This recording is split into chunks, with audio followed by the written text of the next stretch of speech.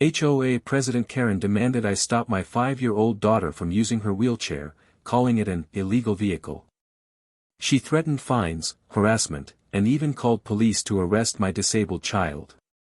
But when she physically blocked Emma on the sidewalk, karma struck back harder than she ever imagined. Before you watch full story, comment below from which country are you watching. Don't forget to subscribe for more amazing stories. The first time I saw Margaret Chen standing at my doorstep with that clipboard clutched to her chest like a shield, I knew my life was about to change. But I never imagined how dark things would become. "Mrs. Anderson, we need to talk about your daughter's vehicle," Margaret said, her lips pressed into a thin line of disapproval. I stood there confused, holding the door open while the autumn wind blew dried leaves across my porch. "Vehicle?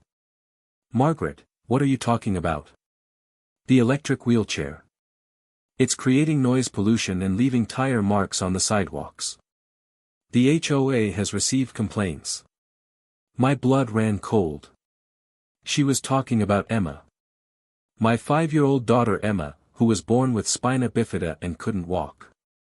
The little girl who had just gotten her first powered wheelchair 3 months ago after years of physical therapy and doctor visits. The child who cried tears of joy the first time she drove it by herself because she could finally keep up with other kids at the playground. "You're joking, right?" I said, my voice barely above a whisper. Margaret's face remained stone cold.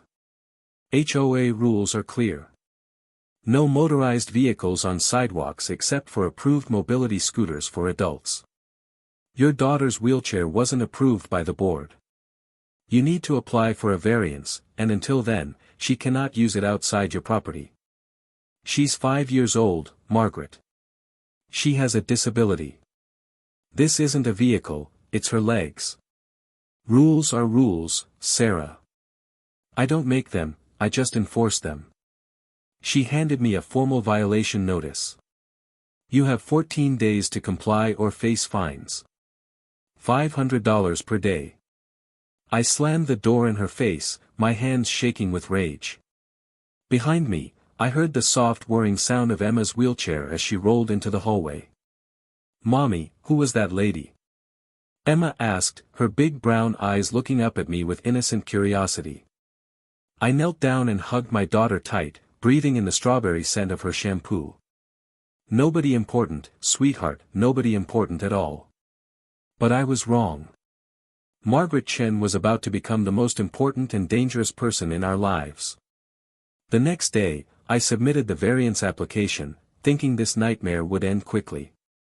How could any reasonable person deny a disabled child the right to use her wheelchair? But I underestimated Margaret's cruelty and the power she wielded as HOA president. 2 weeks passed. Every day, Emma asked if she could ride her wheelchair to the park.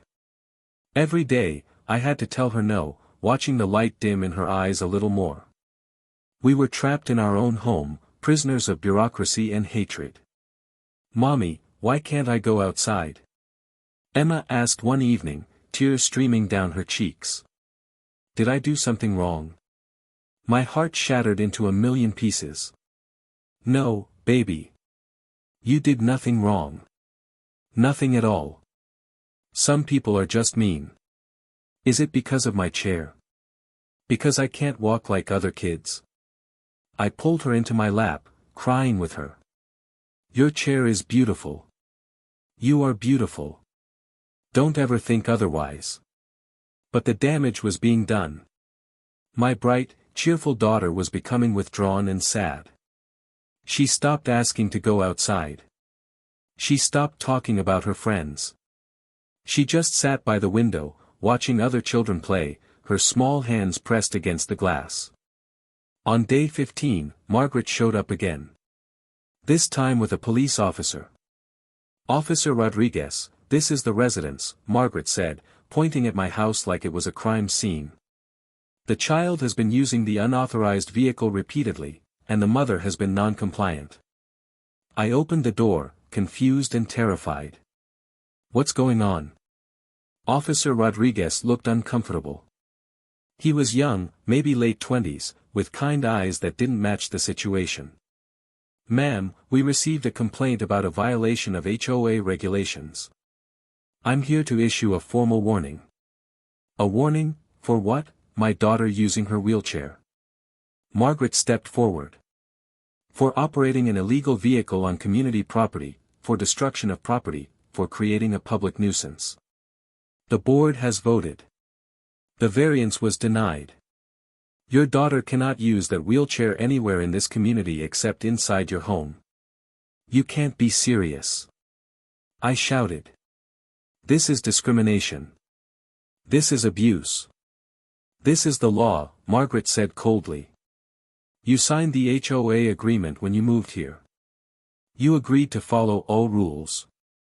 Officer, please explain the consequences if she continues to violate our regulations. Officer Rodriguez shifted uncomfortably. Ma'am, technically, if you continue to violate HOA rules after receiving formal notice, they can pursue legal action. But. See. Margaret interrupted. Legal action. Which means your daughter could be detained if she's found in violation again. Detained? She's 5 years old. My voice broke. What is wrong with you? From inside the house, I heard Emma's wheelchair. She rolled up behind me, looking at the police officer with fear in her eyes. Mommy, why is there a policeman here? Am I in trouble? Officer Rodriguez's face changed completely when he saw Emma. This tiny girl in her bright pink wheelchair with butterfly stickers, wearing a princess dress and clutching a stuffed rabbit. His jaw tightened. No, sweetheart, he said gently, kneeling down to her level. You're not in trouble. Not at all. Margaret's voice turned shrill. Officer, are you going to enforce this or not? Officer Rodriguez stood up slowly. Ma'am, I'm going to be very clear with you. This child has every legal right to use her wheelchair. This is a medical device, not a vehicle. The Americans with Disabilities Act supersedes any HOA regulation.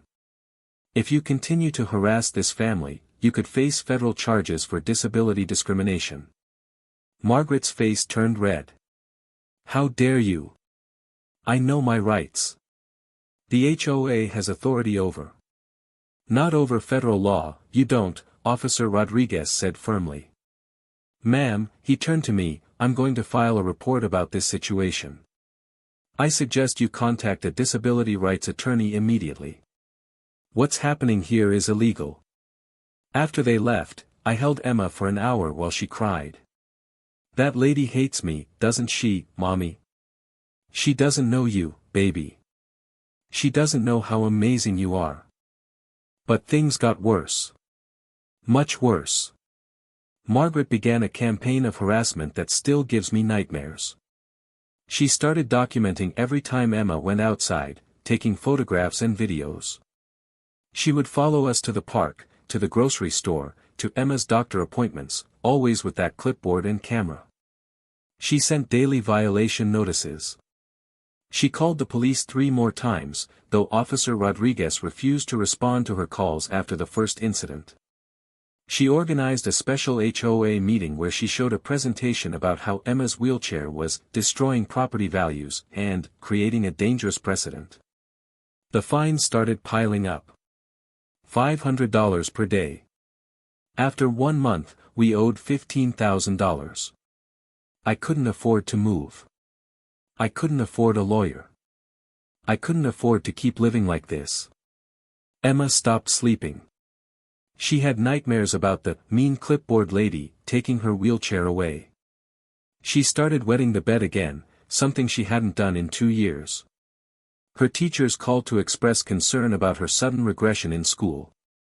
Mrs. Anderson, Emma isn't participating anymore, her teacher Mrs. Wilson said on the phone. She just sits alone during recess. When I ask her what's wrong, she says she's worried about being arrested. My 5-year-old daughter thought she was going to jail. For using her wheelchair. I cried every night after Emma fell asleep. I felt like a failure as a mother. I couldn't protect my child from this monster. I couldn't make the harassment stop. I couldn't afford to fight back legally. Then one day, Margaret went too far. It was a Tuesday afternoon.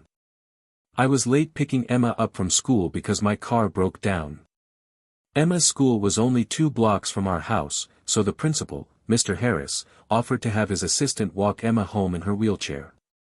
Emma was so happy. For the first time in weeks, she was smiling, chatting with Ms. Lopez about her favorite cartoons as they rolled down the sidewalk toward our house. Margaret was waiting. "Stop right there," she shouted, stepping in front of Emma's wheelchair. Ms. Lopez was confused. "Excuse me? That child is operating an illegal vehicle. I'm making a citizen's arrest." Ms. Lopez's mouth fell open. "Are you insane? This is a 5-year-old girl in a wheelchair." Margaret pulled out her phone and dialed 911.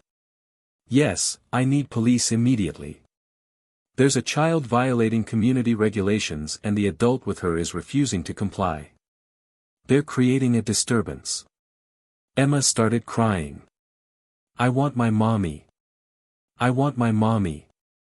Ms. Lopez tried to push past Margaret, but Margaret physically blocked the wheelchair, placing her body in front of it. "You're not going anywhere until the police arrive and arrest this child." A neighbor, Mrs. Patterson, came running out of her house. "Margaret, what are you doing? Get away from that baby. Stay out of this, Gloria. This is official HOA business." By the time I arrived, running the 2 blocks because my car was dead, there were 3 police cars, a dozen neighbors, and Emma was screaming hysterically in her wheelchair while Margaret stood guard over her like a prison warden. "Emma! Baby!" I pushed through the crowd and grabbed my daughter, lifting her out of her wheelchair and holding her tight while she sobbed into my shoulder. Officer Rodriguez was there again, and he looked furious. "Ma'am," he said to Margaret, "I'm placing you under arrest for harassment, child endangerment, and false imprisonment." Margaret's face went white. "What? You can't arrest me. I'm the HOA president. I was enforcing community rules. You physically restrained a disabled child and called in a false police report. That's a crime." He handcuffed her while she sputtered protests. The crowd of neighbors erupted in cheers and applause. People I'd never met came up to hug me and Emma, apologizing for not speaking up sooner. Mrs. Patterson was crying. "I'm so sorry, Sarah. We all knew what Margaret was doing was wrong, but she ruled this neighborhood with fear. She fined people for everything. We were all too scared to stand up to her." Mr. Kim, who lived 3 houses down, stepped forward. "I'm an attorney. I'm taking your case pro bono. We're going to sue Margaret personally and the HOA. What she did was criminal." Another neighbor, Ms. Rodriguez, no relation to the officer, added, "I'm a journalist. This story needs to be told. People need to know what happened here." Everything changed after that day. The video of Margaret trying to arrest Emma went viral. Ms. Rodriguez's article was picked up by national news. Within 48 hours, we had over $50,000 donated to a GoFundMe that Mrs. Patterson started without even asking us. Disability rights organizations from across the country reached out to offer support. The HOA held an emergency meeting where Margaret was unanimously removed as president. Every single homeowner voted against her. Some people stood up and shared their own horror stories of her abuse of power, fining a widow for having a garden gnome, threatening to foreclose on an elderly couple because their grass was 2 inches too tall, calling child services on a family because their teenager's music was too loud. Margaret faced criminal charges: child endangerment, harassment, false imprisonment, filing false police reports. Her lawyer tried to argue that she was just enforcing HOA rules, but the judge wasn't buying it. Ms. Chen, Judge Morrison said during the hearing, "You terrorized a disabled child. You caused her severe emotional distress. You violated federal disability rights laws. You abused your position of power to harass and intimidate a family. This court finds your actions reprehensible. Margaret was sentenced to 6 months in jail, 3 years probation, 500 hours of community service at a disability rights center, mandatory anger management classes, and ordered to pay $50,000 in damages to our family. She was also permanently banned from serving on any HOA board. But the legal punishment wasn't what broke Margaret. It was the community's response. Her own neighbors testified against her in court. People she'd had coffee with, organized events with, smiled at for years. They all turned on her because they'd finally had enough. She became a pariah overnight. Her husband divorced her during the trial. Her adult children released a public statement condemning her actions.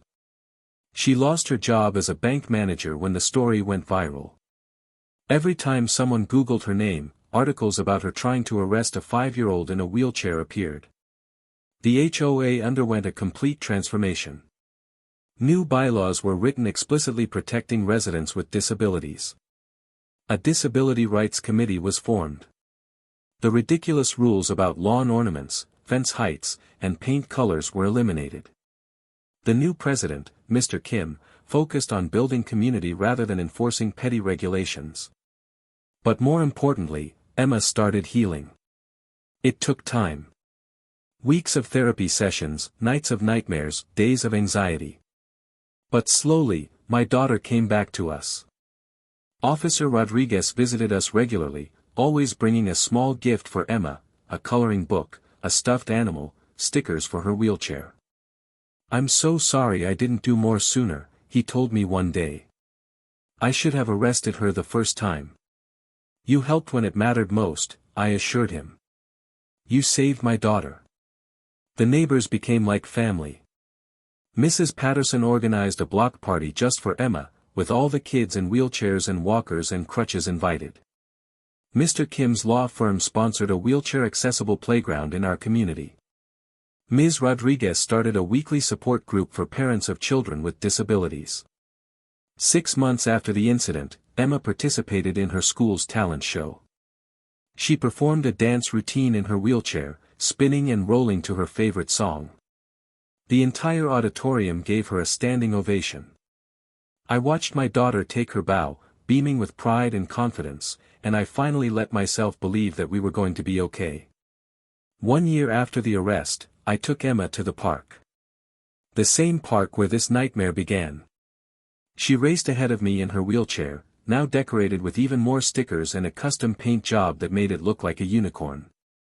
"Mommy, look how fast I can go," she shouted, laughing as she zoomed down the path. I watched her play with other children, no longer the sad little girl pressing her hands against the window. She was free. She was happy. She was exactly who she was meant to be. We passed by Margaret's old house. New owners had moved in, a young couple with a baby. They'd painted it a cheerful yellow, completely different from Margaret's institutional gray. Sometimes I wondered if Margaret ever thought about what she'd done. If she ever regretted the pain she'd caused. If she ever understood that her hatred and cruelty had nearly destroyed a child's spirit. But mostly, I tried not to think about her at all. Emma didn't need my thoughts focused on the person who hurt her. She needed my energy devoted to her bright future, her endless potential, her beautiful spirit that no amount of hatred could truly break. That evening, as I tucked Emma into bed, she said something that made me cry happy tears for the first time in months. "Mommy, I love my wheelchair. It makes me special." "You're special because of who you are, baby girl. The wheelchair is just what helps you move." "I know," she said, yawning. "But it's still pretty cool. And now other kids think so too." She fell asleep smiling, her stuffed rabbit tucked under her arm and her wheelchair parked beside her bed, covered in glow-in-the-dark stars. The final chapter came 2 years later. I was at the grocery store with Emma when I saw her. Margaret.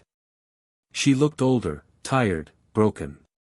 Her eyes met mine across the produce section, and I saw something there I'd never seen before, genuine remorse. She approached slowly, her hands trembling. "Sarah, I." Emma rolled up beside me, now 7 years old and full of confidence. She looked at Margaret with curiosity rather than fear. Is that the lady who was mean to me? Yes, baby. Margaret's eyes filled with tears. I'm so sorry. I was so wrong. I was angry at the world, and I took it out on you. On your beautiful daughter. I've spent every day since then wishing I could take it back. I looked at this woman who had once been my worst nightmare. Who had made my daughter cry. Who had stolen months of happiness from our lives. And I felt nothing. No anger. No hatred. Just emptiness where those emotions used to live. I hope you find peace, Margaret, I said quietly. Real peace, the kind that comes from learning to love people instead of controlling them. I turned to leave, but Emma stopped me. Wait, Mommy. She looked at Margaret with those wise, compassionate eyes. My mommy says everyone deserves forgiveness if they're really sorry. Are you really sorry? Margaret dropped to her knees, tears streaming down her face. Yes. More than you'll ever know. You are such a brave, beautiful little girl, and I'm so ashamed of what I did to you. Emma thought for a moment, then rolled forward and patted Margaret's hand. It's okay. I forgive you. But don't be mean to kids anymore, okay? Especially kids like me. Never, Margaret whispered. Never again. I promise. We left her there, crying in the produce section, and I realized that my daughter had just taught me the most important lesson of all. Forgiveness isn't about letting people off the hook. It's about freeing yourself from the weight of hatred. Emma had forgiven Margaret not because Margaret deserved it, but because Emma deserved the peace that comes with letting go. As we drove home, Emma was singing along to her favorite song, her wheelchair secured safely in the back of our van. Mommy?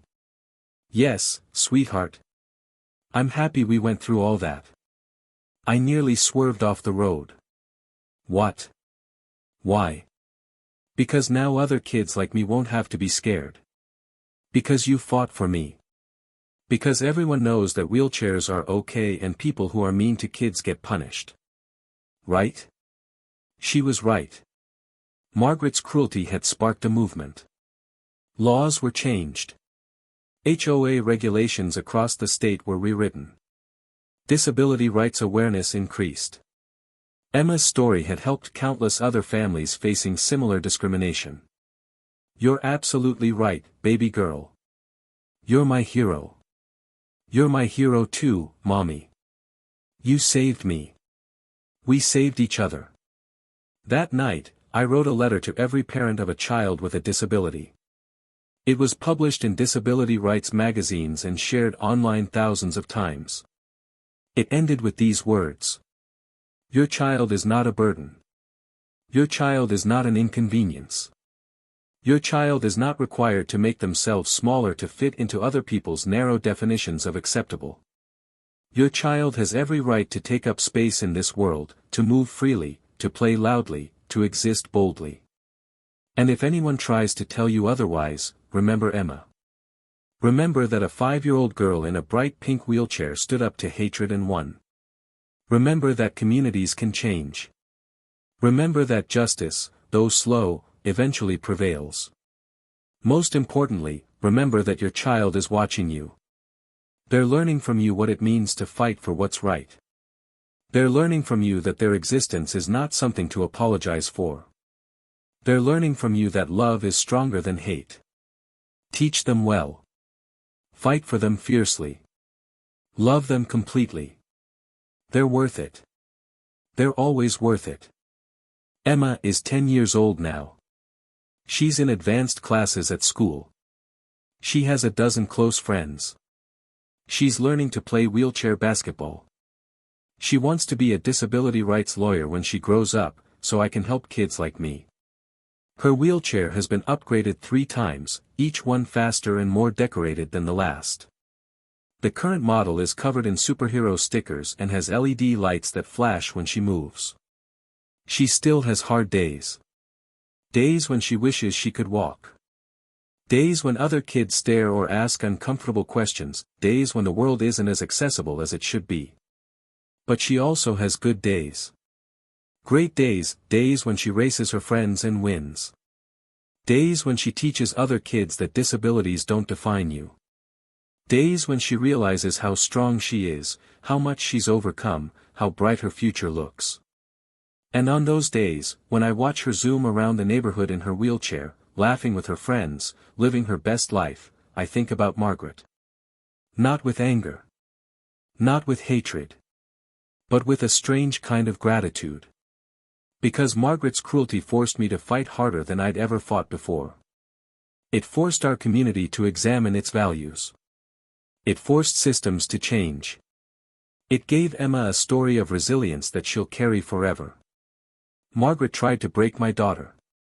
Instead, she made her unbreakable. And that, in the end, is the sweetest revenge of all. Not Margaret's punishment, though she deserved every consequence she faced. Not the money, though it helped us tremendously. Not even the community's support, though that saved us. The sweetest revenge is Emma's happiness. Her confidence, her absolute certainty that she belongs in this world, wheelchair and all. Margaret wanted to make Emma feel small and wrong. Instead, she helped create a warrior who will spend her life making sure no other child ever feels that way again. Last week, Emma gave a speech at a disability rights rally. She stood on stage, or rather, rolled onto stage, in front of 500 people and told her story. She was nervous but determined. When I was 5, a mean lady tried to arrest me for using my wheelchair, she said, her voice clear and strong. She made me feel like something was wrong with me. Like I didn't belong. But my mom taught me that I do belong. That I'm perfect exactly as I am. That my wheelchair doesn't make me less than anyone else, it makes me different, and different is good. The crowd erupted in applause.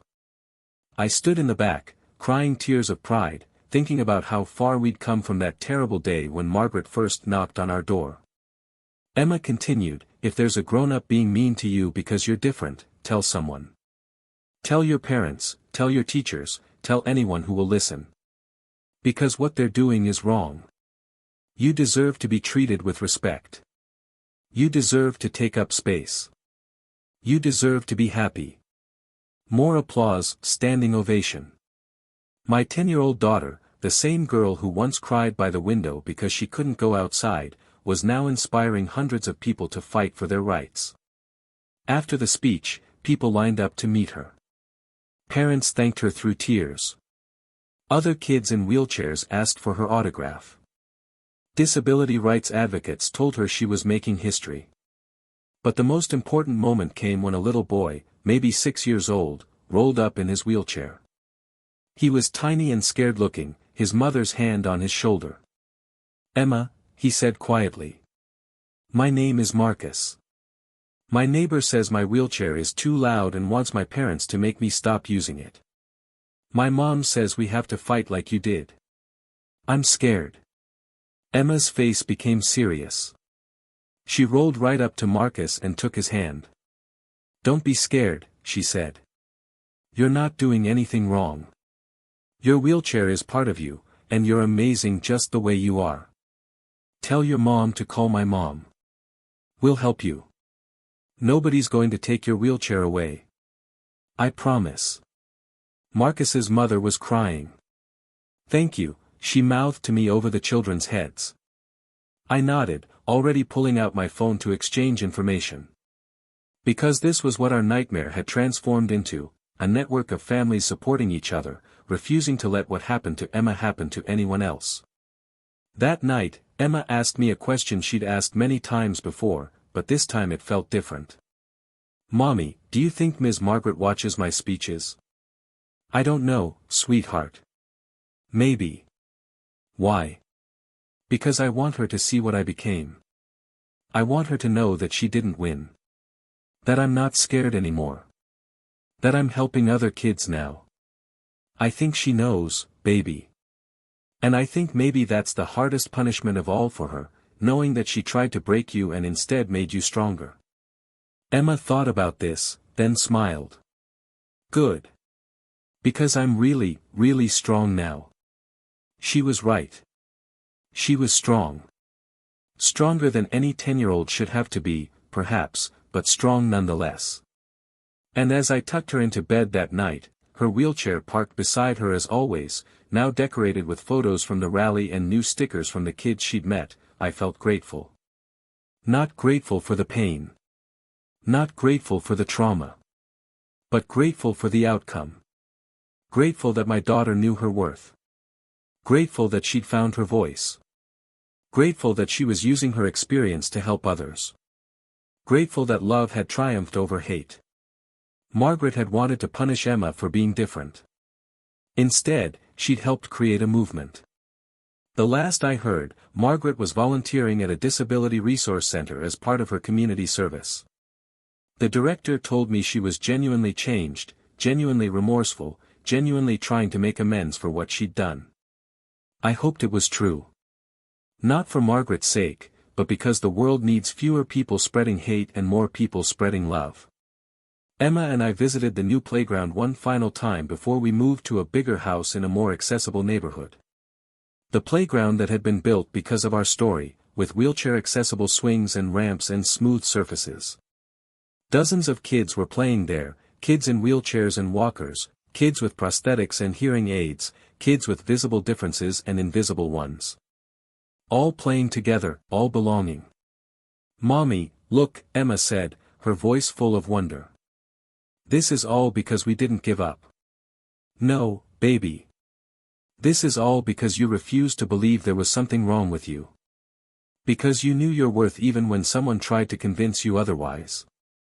She looked at me with those wise eyes that had seen too much pain for someone so young but had also seen the power of resilience, of community, of love. "I hope Marcus will be okay," she said. "He will be. Because we'll make sure of it. Because that's what we do now, we help other kids like you. We fight for them like I fought for you." "Good," she said firmly. "Because every kid deserves to be happy. Every kid deserves to play. Every kid deserves to be free." And in that moment, watching my daughter play in a park that existed because she'd suffered, because she'd survived, because she'd refused to be broken, I realized something profound. Margaret hadn't just tried to arrest Emma that day on the sidewalk. She'd tried to arrest Emma's spirit, her joy, her sense of self-worth. But she'd failed. Completely and utterly failed. Because Emma was still here, still shining, still rolling through life with more courage and grace than most adults could ever muster. The wheelchair that Margaret had called an illegal vehicle had become Emma's chariot of triumph. The disability that Margaret had tried to weaponize had become Emma's superpower. And the hate that Margaret had spread had been transformed into love, love from a community, love from strangers, love from other families facing similar battles. That's the real ending to this story. Not Margaret's arrest or her punishment, though that brought satisfaction. Not the money or the new house or the playground, though those brought comfort. The real ending is Emma, zooming down the sidewalk in her wheelchair, laughing with her friends, heading toward a future bright with possibility. The real ending is every parent who read our story and found the courage to fight for their child. The real ending is every community that changed its rules, that opened its heart, that learned to value differences instead of fear them. The real ending is love winning. Always and forever, love winning. Because in the end, Margaret was right about one thing: Emma's wheelchair was powerful. Just not in the way Margaret thought. It was powerful because it carried a warrior. A 5-year-old warrior who became a 10-year-old advocate who will someday be an adult who changes the world. And no amount of hatred, no clipboard of regulations, no threat of arrest could ever stop that. Emma was free. We were all free. And that freedom, that beautiful, hard-won freedom, was worth every tear, every fight, every sleepless night. Worth it yesterday, worth it today, worth it forever. 3 years passed, and Emma turned 13 with a new kind of strength. She started a YouTube channel called Wheels and Wisdom, where she talked about disability rights and interviewed other kids facing discrimination. Her most viral video was titled, "To the Woman Who Tried to Arrest Me." "Dear Ms. Margaret," she began, "you tried to make me ashamed. You called me illegal. You gave me nightmares. But you also gave me purpose.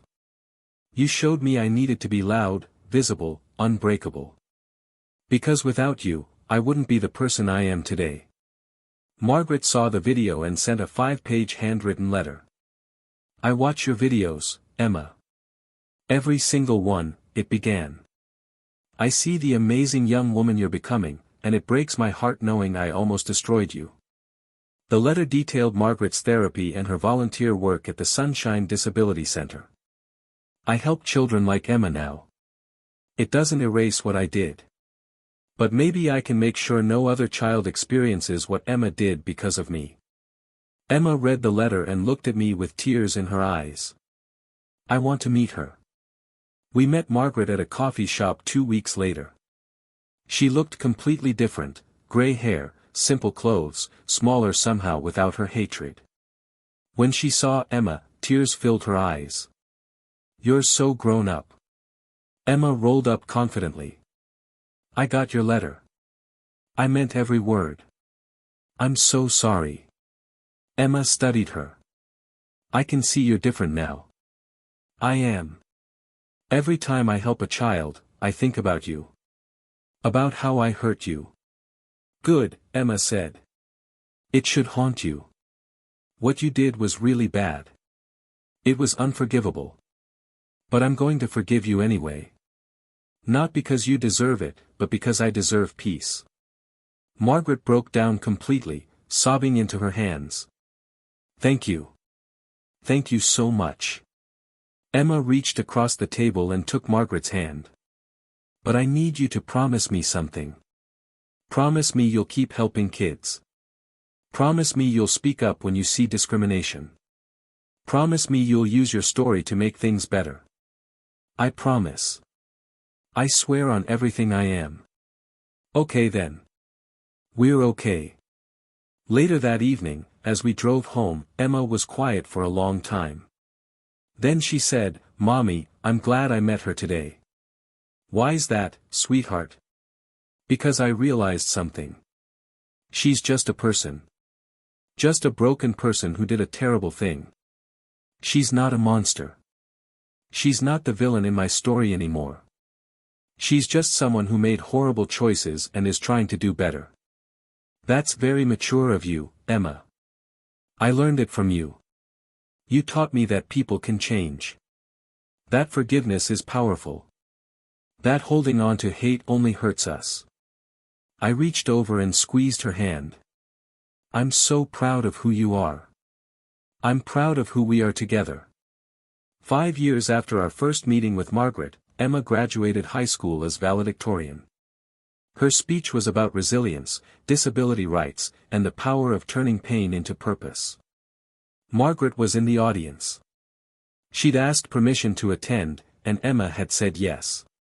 When Emma rolled across the stage to receive her diploma, Margaret stood and applauded louder than anyone else, tears streaming down her face. After the ceremony, Margaret approached us one last time. "I just wanted to say congratulations. And to tell you both that watching Emma grow up from a distance has been the greatest privilege of my life. She's extraordinary." "She is," I agreed. "But you helped make her that way. Not through kindness, but through cruelty. You made her strong." Margaret flinched. "I know. And I'll carry that guilt forever. But I'm grateful she turned it into something beautiful. She took my hate and transformed it into love. That's real power." Emma hugged Margaret then, something I never expected to see. "Thank you for coming. Thank you for changing. Thank you for helping other kids so they don't have to go through what I went through. It's the least I can do. I'll spend the rest of my life trying to make amends." As Margaret walked away, Emma turned to me with a smile.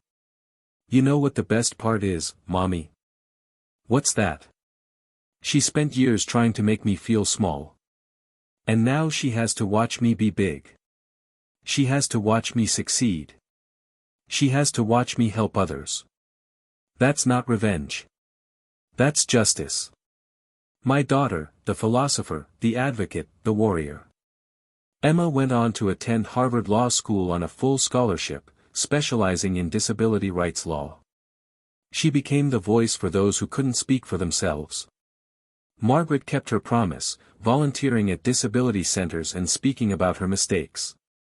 Years later, after Margaret passed away, Emma said something that stayed with me forever. She tried to break me, Mommy. But she made me stronger instead. I watched my daughter roll toward her future, no longer the scared 5-year-old pressing her hands against the window. Margaret had tried to arrest Emma's spirit. Instead, she'd set it free.